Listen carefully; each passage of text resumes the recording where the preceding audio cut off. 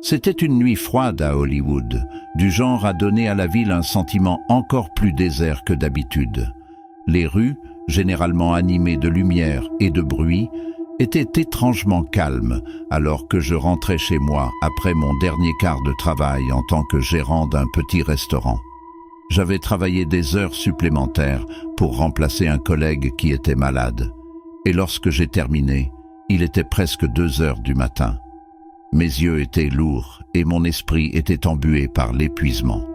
Tout ce que je voulais, c'était rentrer à la maison, me mettre au lit et oublier la longue nuit. Alors que je tournais sur Kenna Boulevard, les lampadaires projetaient de longues ombres s'étendant sur la route. Les bâtiments se dressaient de chaque côté, sombres et silencieux, comme si la ville elle-même retenait son souffle. L'air était épais, comme si quelque chose y pendait, quelque chose sur lequel je n'arrivais pas à mettre le doigt. J'ai essayé de me débarrasser de ce sentiment de malaise en l'attribuant à la fatigue. J'étais juste fatigué, me suis-je dit, rien de plus. J'ai ralenti à l'approche d'un panneau d'arrêt à environ 3 pâtés de maisons d'Hollywood Boulevard. Je connaissais bien ce coin. Je l'avais traversé d'innombrables fois. Mais ce soir, quelque chose me semblait différent. Le silence était troublant et le seul bruit était le bourdonnement du moteur de ma voiture. Alors que je m'arrêtais, j'ai remarqué un mouvement du coin de l'œil. Des 2 côtés de la rue, un groupe d'hommes commença à apparaître. Ils se dirigèrent avec désinvolture, presque trop nonchalamment, vers le passage pour piétons, sortant de l'ombre comme s'ils attendaient là. Ils étaient au moins 5 ou 6, et ils étaient tous vêtus de vêtements sombres. Mon cœur commença à s'emballer alors que je serrais plus fort le volant. Leurs visages étaient obscurcis dans la pénombre, mais leurs intentions étaient claires dans la manière dont ils se déplaçaient. Délibérés, lents, comme des prédateurs tournant autour de leur proie. La panique m'a envahi alors qu'ils atteignaient les bords du passage pour piétons. Mon instinct me criait de faire quelque chose, n'importe quoi, mais mon corps se sentait figé sur place. Les hommes se rapprochaient et se répartissaient sur la route comme pour me barrer la route. Le temps semblait ralentir, chaque seconde s'étirant de manière insupportable à mesure qu'ils avançaient. Mon pouls battait dans mes oreilles, noyant tout le reste. Puis, sans réfléchir, mon pied a appuyé sur la pédale d'accélérateur. Les pneus ont crié contre le trottoir, tandis que ma voiture faisait une embardée en avant, et j'ai franchi le panneau d'arrêt et j'ai traversé l'intersection à toute vitesse. Pendant une fraction de seconde, j'ai aperçu leur visage alors qu'ils réalisaient ce que je faisais, tordus par la colère, la bouche ouverte dans des jurons que je ne pouvais pas entendre à cause du rugissement du moteur. Ils ont commencé à courir après moi, leurs pas martelant le trottoir. Mais je n'ai pas regardé en arrière. Je ne pouvais pas. Tout ce à quoi je pensais, c'était m'enfuir, me mettre en sécurité. La voiture dévalait la rue, le compteur de vitesse grimpant de plus en plus haut à mesure que je traversais les quartiers calmes. Mon cœur battait toujours la chamade et mes mains tremblaient sur le volant. L'adrénaline qui coulait dans mes veines me maintenait alerte, mais un frisson s'était installé dans mes os, une peur profonde et froide qui refusait de partir. Je n'ai ralenti que quelques pâtés de maison, et même alors, j'ai continué à regarder dans le rétroviseur, m'attendant à moitié à voir ces hommes me courir après. Mais les rues derrière moi étaient vides, aussi silencieuses et immobiles qu'avant. C'était comme si de rien n'était, comme si tout cela avait été une sorte de cauchemar éveillé. Mais je savais que ce n'était pas le cas. Je pouvais encore sentir la sueur froide sur ma peau, l'écho de leurs pas dans mon esprit. Je me suis finalement arrêté dans un endroit bien éclairé, mes mains tremblant lorsque j'ai coupé le moteur. J'étais assis là, sur le siège du conducteur, essayant de calmer mon cœur qui s'emballait, mais la peur persistait, rongeant les bords de mes pensées. Ces hommes, que comptaient-ils faire ? La réponse était trop terrifiante pour qu'on puisse l'envisager pleinement, mais au fond, je savais qu'ils étaient prêts à me branler, peut-être pire. Si je n'avais pas réagi, si j'avais hésité ne serait-ce qu'un instant, j'ai frémi en pensant à ce qui aurait pu arriver. J'ai rejoué la scène dans ma tête, la façon dont ils bougeaient, Comment ils semblaient sortir de nulle part, la froide méchanceté dans leurs yeux. Tout cela me paraissait faux, comme si j'avais échappé de peu à quelque chose de vraiment sombre et maléfique. J'avais toujours entendu des histoires sur le danger que pouvait représenter la ville la nuit, mais je n'y avais jamais vraiment cru, jusqu'à maintenant. Ce n'est que lorsque je suis rentré chez moi et que j'ai verrouillé la porte derrière moi que je me suis enfin permis de respirer. La sécurité de mon petit appartement me semblait fragile, comme une fine barrière entre moi et les horreurs qui se cachaient à l'extérieur. Et chaque fois que je traverse cette partie de la ville, je ne peux m'empêcher de ressentir la même rencontre effrayante, un rappel de la proximité avec laquelle je me suis rapproché de quelque chose d'indicible. Avant de passer à l'histoire suivante, si vous êtes ici pour la première fois, assurez-vous de vous abonner à notre chaîne et d'appuyer sur l'icône en forme de cloche pour les histoires effrayantes à venir. Nous avons besoin de votre soutien. Veuillez partager ces histoires avec vos amis et votre famille. Merci.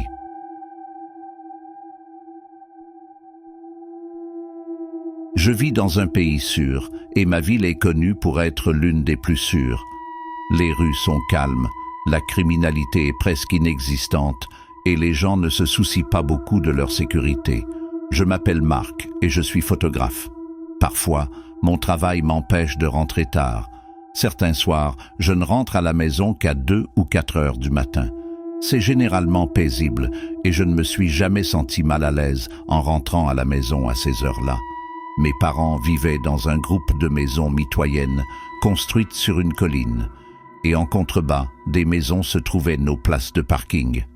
Le quartier était toujours silencieux après minuit, sans personne. C'était comme l'endroit le plus sûr au monde. Par une nuit froide, je rentrais chez moi en voiture après une longue journée de travail. Mes yeux étaient fatigués et tout ce que je voulais, c'était me glisser dans mon lit. Alors que je me dirigeais vers le parking, les phares de ma voiture ont éclairé la rangée de véhicules garés sous la colline. Tout semblait normal, mais ensuite j'ai vu quelque chose qui m'a fait ralentir. Une silhouette se déplaçait entre les voitures. C'était étrange de voir quelqu'un là-bas à cette heure-là. Personne d'autre n'aurait dû être là. La personne se déplaçait lentement, presque comme si elle se faufilait, essayant de ne pas se faire remarquer. Ma première pensée a été que c'était peut-être un voisin qui avait oublié quelque chose dans sa voiture, mais quelque chose dans la façon dont il se déplaçait me semblait étrange. J'ai garé ma voiture, gardant un œil sur la silhouette. Il se déplaçait toujours entre les voitures, mais maintenant, il semblait vérifier les portes, comme s'ils essayaient d'en trouver une qui était déverrouillée. Mon cœur s'est mis à battre la chamade lorsque j'ai réalisé que cette personne n'était pas un voisin. Il préparait quelque chose qui n'avait pas sa place dans cet endroit calme et sûr. Je suis sorti de ma voiture et l'air froid m'a immédiatement frappé. Il faisait glacial, le genre de nuit où l'on pouvait voir son souffle. La silhouette était toujours là et je pouvais maintenant la voir plus clairement. Il portait juste un short et une chemise à manches courtes, totalement déplacés par ce temps. Il était maigre, presque anormalement, et il bougeait avec une étrange énergie, comme s'il ne pouvait pas rester immobile. C'était ma maison, mon endroit sûr, et je n'allais pas laisser un étranger me faire peur. Je me dirigeais vers lui, déterminé à découvrir ce qu'il faisait. « Hé !» ai-je crié, ma voix plus forte que ce à quoi je m'attendais dans le calme de la nuit. « Que fais-tu » L'homme s'est tourné vers moi, et pendant un instant, j'ai regretté de m'être approché de lui. Ses yeux étaient écarquillés et ses pupilles étaient énormes, comme des trous noirs occupant la majeure partie de ses yeux. Ce n'était pas naturel, troublant. Il ne me regardait pas comme le ferait une personne normale. Son regard était intense, presque désespéré. Il y avait quelque chose qui n'allait pas chez lui, quelque chose qui me donnait la chair de poule. Il a commencé à marcher vers moi rapidement, avec une énergie agressive qui a fait battre mon cœur. Pendant une fraction de seconde, j'ai pensé à retourner à ma voiture, mais ensuite il a parlé. « Quoi de neuf ?» dit-il d'une voix rauque et tremblante. Je pouvais le voir plus clairement maintenant. Il était maigre, trop maigre, avec ses os qui transperçaient presque sa peau. Ses vêtements étaient amples et ne semblaient lui offrir aucune chaleur. La façon dont il bougeait, la façon dont il me regardait, tout cela criait qu'il n'était pas sain d'esprit. Je pouvais ressentir de la peur, mais j'ai tenu bon. « Rentre chez toi », dis-je en essayant de garder ma voix ferme. « Tu ne devrais pas être ici. » Il m'a regardé pendant un moment, et j'ai pu voir les engrenages tourner dans sa tête. Puis il hocha simplement la tête, comme s'il comprenait. Il s'est détourné de moi et a commencé à traverser la route. Je restais là où j'étais, le surveillant de près. Quelque chose me disait de ne pas lui tourner le dos. Il traversa la route et se dirigea vers un autre groupe de maisons, celle en face de la nôtre.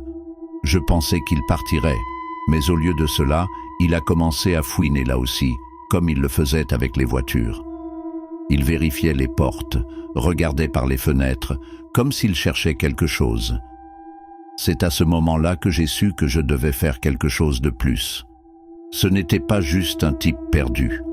Il cherchait les ennuis.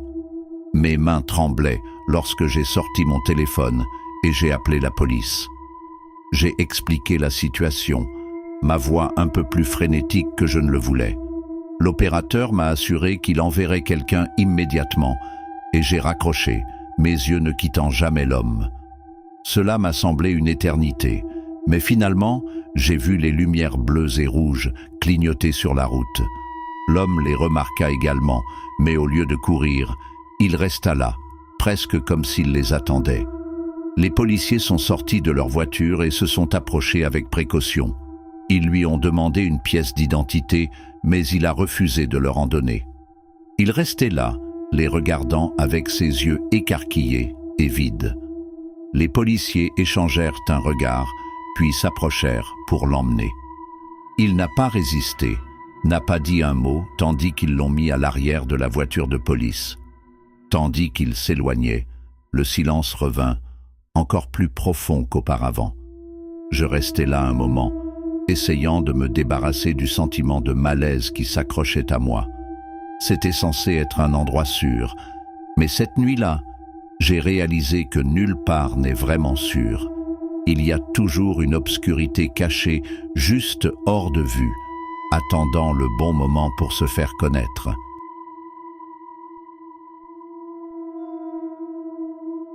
J'avais 18 ans, et il était 1h du matin.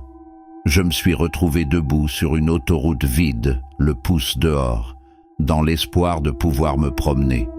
La route s'étendait devant moi, un long ruban sombre traversant la nuit. Le seul bruit était le bruissement du vent dans les arbres et le bruissement occasionnel des feuilles. Je pouvais sentir l'air froid mordre ma peau, mais je m'en fichais. J'avais juste besoin de rentrer à la maison. J'étais rendu visite à un ami dans une petite ville à environ 50 miles de là et j'avais perdu la notion du temps. Mon ami m'a proposé de passer la nuit, mais j'ai refusé. Je pensais pouvoir rentrer à la maison avant qu'il ne soit trop tard. Mais maintenant j'étais là, bloqué sur cette autoroute déserte au milieu de la nuit. Il n'y avait pas de lampadaire, pas de voiture et aucun signe de vie nulle part, juste moi et l'obscurité. Les minutes passèrent, puis ce qui me parut des heures. J'ai commencé à craindre que personne ne vienne. Mon cœur battait à tout rompre dans ma poitrine, chaque battement résonnant dans mes oreilles comme un tambour. Je commençais à me sentir désespéré lorsque j'aperçus des phares au loin. Une voiture approchait et ralentissait. Le soulagement m'envahit lorsque la voiture s'arrêta à côté de moi. Le conducteur a baissé la vitre et j'ai pu voir que c'était un vieil homme, le visage ridé et les cheveux d'un blanc éclatant. « Besoin d'un tour ?» demanda-t-il d'une voix grave. J'ai hésité un instant, mais le froid et la peur de me retrouver seul sur cette autoroute l'ont emporté. J'ai hoché la tête et je suis monté dans la voiture, fermant la portière derrière moi. Le vieil homme sourit, les dents jaunies et inégales. Il a mis la voiture en marche et a commencé à rouler, le moteur bourdonnant doucement. Au début, le trajet était silencieux. Le vieil homme n'a pas dit grand-chose et j'en étais reconnaissant. Je n'avais pas envie de parler, Je voulais juste rentrer à la maison le plus vite possible. La route était déserte et les phares de la voiture traversaient l'obscurité, illuminant les arbres de chaque côté de nous. Les ombres qu'ils projetaient semblaient danser et se tordre, jouant des tours à mes yeux. Le vieil homme rompit le silence. « Alors, où vas-tu » demanda-t-il, les yeux fixés sur la roue. « À la maison », répondis-je en gardant ma voix basse. « C'est à environ 30 miles d'ici. »« Je vois. Es-tu avec tes parents ?»« Oui », répondis-je, me sentant un peu mal à l'aise. Je ne voulais pas partager trop d'informations avec un inconnu, mais je ne voulais pas non plus être impoli. Il hocha la tête, comme s'il réfléchissait à quelque chose. « Tu dois être un bon garçon pour rentrer à la maison aussi tard. Je ne vois pas beaucoup de jeunes faire ça ces jours-ci. » Je me forçais à sourire, même si je ne savais pas pourquoi. Quelque chose dans sa façon de parler m'a mis sur les nerfs, mais je me suis dit que j'étais juste paranoïaque. C'était juste un vieil homme inoffensif, probablement seul et désireux de parler. Mais ensuite, ces questions ont commencé à devenir plus personnelles. « Alors, que font tes parents dans la vie ?» il a demandé. J'ai hésité, ne sachant pas trop comment répondre. « Ils fonctionnent », dis-je vaguement. « Quel genre de travail ?» insista-t-il, ses yeux se tournant vers moi pendant un moment avant de retourner sur la route. « Ils sont en affaires », répondis-je, essayant de garder mes réponses aussi courtes que possible. Mon malaise grandissait à chaque question, mais je ne voulais pas le montrer. Le vieil homme hocha de nouveau la tête, mais cette fois son sourire semblait faux. Cela n'atteignait pas ses yeux, et cela avait quelque chose de troublant. Mon cœur a commencé à s'emballer et j'ai bougé inconfortablement sur mon siège. J'ai regardé ses mains sur le volant et j'ai remarqué quelque chose qui m'a glacé le sang. Il y avait des taches sombres sur ses vêtements, étalées sur sa chemise et les poignets de ses manches. Cela ressemblait à du sang séché. Mon souffle se bloquait dans ma gorge et je pouvais ressentir une sensation troublante dans mon esprit. « Est-ce que c'est du sang ?» ai-je demandé, ma voix tremblante. Le vieil homme ne répondit pas tout de suite. Il a simplement continué à conduire, les yeux fixés sur la route. Finalement, après ce qui lui parut une éternité, il parla. « Ce n'est pas le mien », dit-il d'une voix calme, presque trop calme. Ces paroles envoyèrent une vague de peur m'envahir. Mon esprit s'emballait, essayant de donner un sens à la situation. Qui était cet homme? Qu'avait-il fait? Je pouvais sentir la panique monter dans ma poitrine, menaçant de m'envahir. Je savais que je devais sortir de cette voiture. Je devais m'éloigner de lui avant que quelque chose de terrible n'arrive. Mais nous étions toujours sur cette autoroute déserte, sans autres voitures en vue, sans maison, sans aide. Je ne savais pas quoi faire. Finalement, j'ai trouvé le courage de parler. « S'il te plaît, laisse-moi sortir d'ici », dis-je en essayant de garder ma voix ferme. Le vieil homme ne répondit pas tout de suite. Il a simplement continué à rouler, la route s'étendant à l'infini devant nous. Je pouvais sentir mon cœur battre dans ma poitrine, chacun battant comme un marteau contre mes côtes. J'avais peur qu'il ne me laisse pas partir, qu'il ait d'autres projets pour moi. Mais après quelques instants, il acquiesça lentement. « Très bien », dit-il d'une voix basse et bourrue. Il a garé la voiture sur le bord de la route et s'est arrêté. Je n'ai pas attendu qu'il dise autre chose. J'ai rapidement ouvert la porte et suis sorti, mes jambes tremblantes alors que je me tenais sur l'asphalte froid. « Merci », marmonnai-je, à peine parvenu à prononcer les mots. Puis, sans me retourner, j'ai commencé à marcher sur la route, le cœur battant. J'ai entendu la portière de la voiture se fermer derrière moi et le bruit du moteur alors que le vieil homme s'éloignait. Je ne me suis arrêté que lorsque j'étais sûr qu'il était parti. C'est seulement à ce moment-là que je me suis permis de respirer. Je suis rentré chez moi ce soir-là, indemne, mais la peur a persisté longtemps après avoir fermé la porte derrière moi. Je ne pouvais pas me débarrasser du sentiment d'avoir échappé de peu à quelque chose de terrible. Le souvenir de cette balade m'a hanté pendant des semaines. Les questions troublantes du vieil homme, le sang sur ses vêtements, sa voix trop calme. Même maintenant, des années plus tard, je ressens encore la terreur de cette nuit. Je n'ai plus jamais fait d'autostop et je ne le ferai jamais. Certaines choses ne valent pas le risque.